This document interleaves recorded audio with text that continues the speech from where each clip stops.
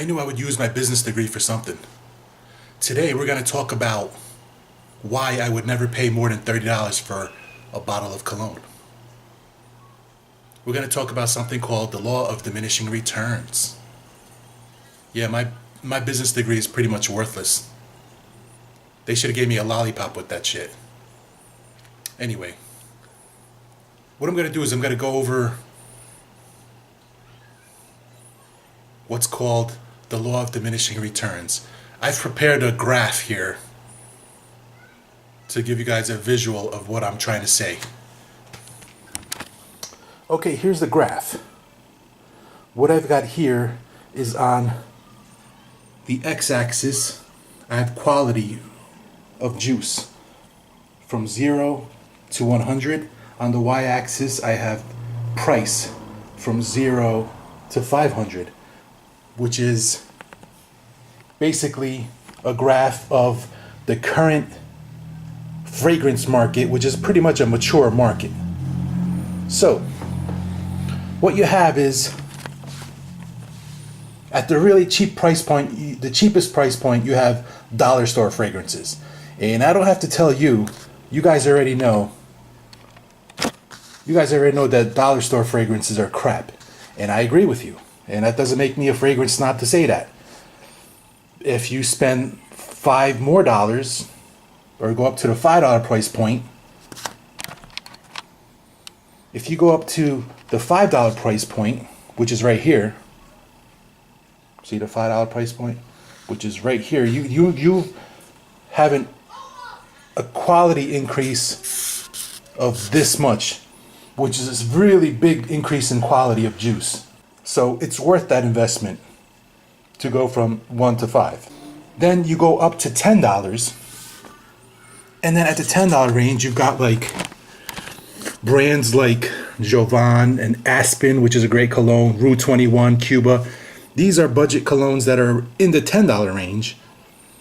And the difference between a $5 and a $10 is that much, which is definitely a significant increase in quality.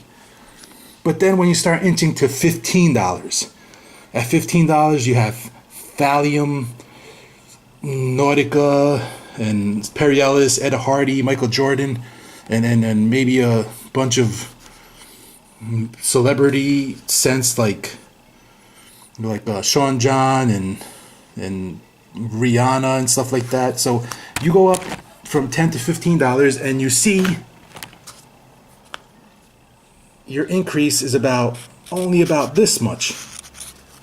So what happened was your initial $5 increase gave you a huge increase in quality. Your next $5 gave you a huge increase in quality, but then when you went to 15, you didn't get much of a quality increase. You got a little bit of a quality increase. And then you go up to $20. At $20 you got like the Armoff stuff, and you got Curve, and you got like a whole bunch of stuff in that area. I'm just showing this for example. Like Thallium is a $15 cologne, and is there a difference in quality between like a Thallium and like a Mont Blanc or an Armoff? There might be, but it's just a very little bit of a difference. And then what happens is like this graph. If you look at the graph, at a certain point, which is about $40, the quality curve pretty much goes flat. So anything you spend after $40, the quality does not increase at all. So is there a difference between like an Abercrombie and Fitch or Versace and Invictus, Armani, Chanel, 1 Million, Mugler? No. The quality of the juice is the same. They're different flavors. They're different scents, don't get me wrong. They're not the same. But when you come down to the quality of the ingredients I'm talking about, I'm just talking about the raw quality of the fragrance. There's no difference between like a Ferragamo and YSL. They're pretty much in the same ballpark. even though the Ferragamo is only like $30 and the YSL is like $80. The quality of the juice is the same. So what makes these niche brands, what commands them to make that kind of money? It's called hype. It's all hype. All of these, any fragrance you buy, even if they're high end, they're actually $40 fragrances. But the way they add value to them is through like spokespeople like Dior and what's his name, Johnny Depp. You know, they put Johnny Depp on the roster. They're like, hey, Johnny Depp is an interesting person. Let's put Johnny Depp as the face of our fragrance, and people will think it's more interesting than it is. No. Sauvage is really a $40 fragrance posing as a $90 fragrance. It's perceived value. It's not real value. Because the difference between like a Sauvage and like a Scent Story, there is none. Or a difference between like that or a Versace, like a Versace Eros versus a Sauvage. The quality of the juice is actually the same. So basically, the cutoff is at $40. $40, this graph goes straight. And I like getting a deal. So I don't even want to pay $40. I like getting deals at $30. That's my price point. And it's not because I can't afford it. I could afford it.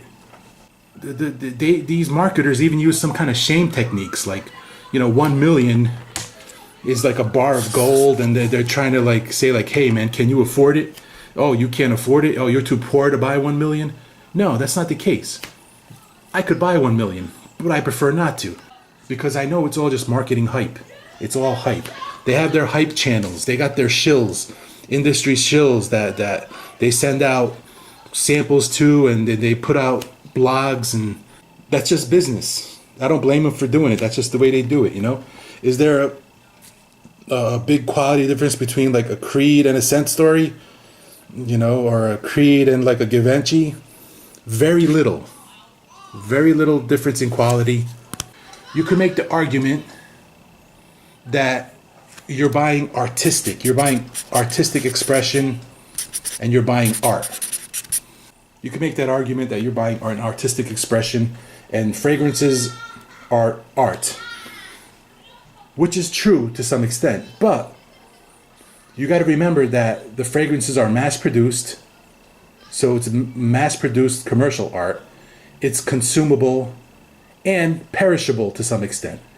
Like fragrances, generally, they'll lose their luster after about 10 years. So you got like about a 10-year shelf life on fragrances, and that's being very conservative. Probably more like 5 years. Your fragrances are going to not smell the same, especially if you don't keep them in a perfect environment, maybe an air-conditioned environment, or in a refrigerator, or someplace really cool in a controlled environment. So then you have storage costs involved with that.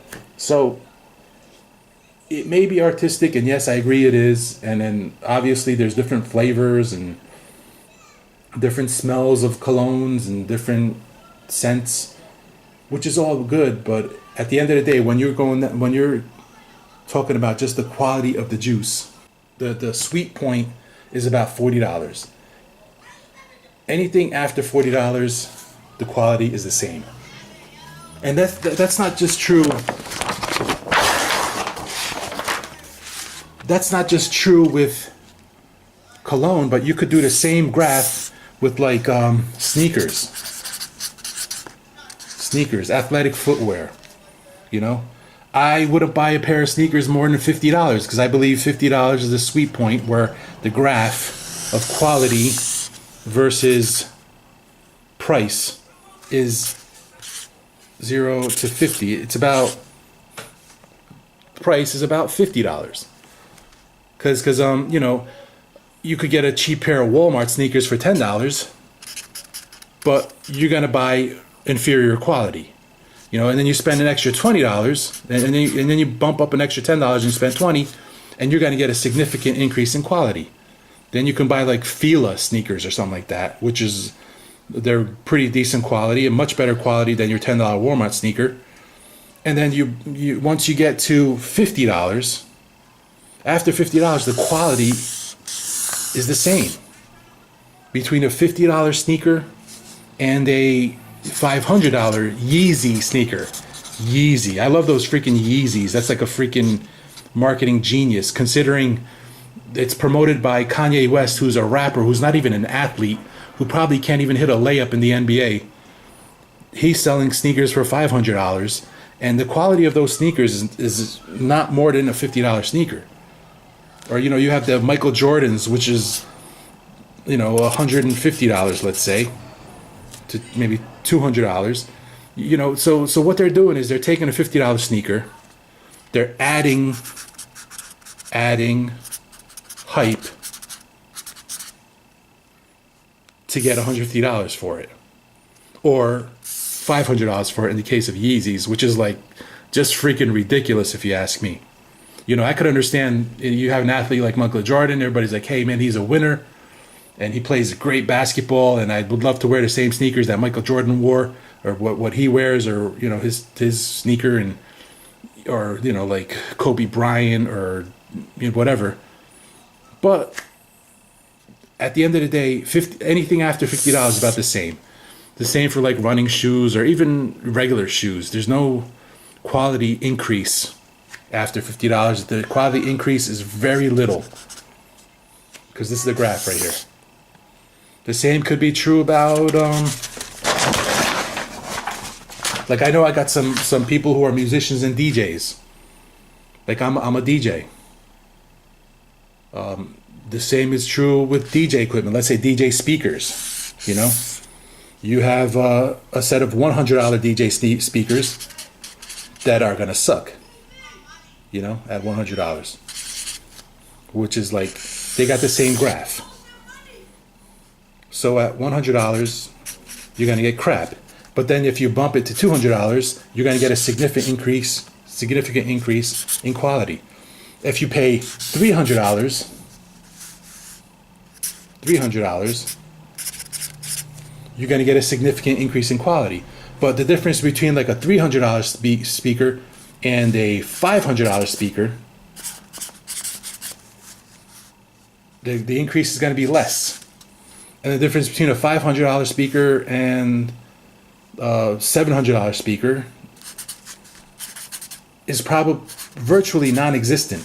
The quality is about, as when you're talking pure quality, it's virtually non-existent. And then they could bump up their prices by you know, branding works. You know, certain brand names are more highly regarded, so they command a better price because you're paying for the brand, you're paying for their advertising. You know, if you want to buy JBL speakers, they're probably a little bit more. If you want to then like alto speakers, or, you know, if you want to buy a pair of RCFs versus EVs, or, you know, the branding and the marketing gets involved. But the truth is, there's very little difference between a $500 speaker and a $700 speaker. So basically, you could apply this law to any industry, even cameras. Like I'm using a video camera right here. I'm using a camcorder. You know, there's a big difference between a $50 camera and a $100 camera in quality. And then when you get to the difference between like a $150 camera and a $200 camera, the quality margin, every $50 you spend, keeps getting smaller and smaller and smaller. So when you get up to like a $400 camera, the difference in quality between a $400 camera and a $450 camera is negligible. There's probably no difference at all. The same applies to pretty much any industry, any mature industry. It follows that same law. It's the law of diminishing returns. You can apply this law to manufacturing. You can apply it to a lot of stuff. That, my friends, is why I would not spend more than $30 on a bottle of cologne.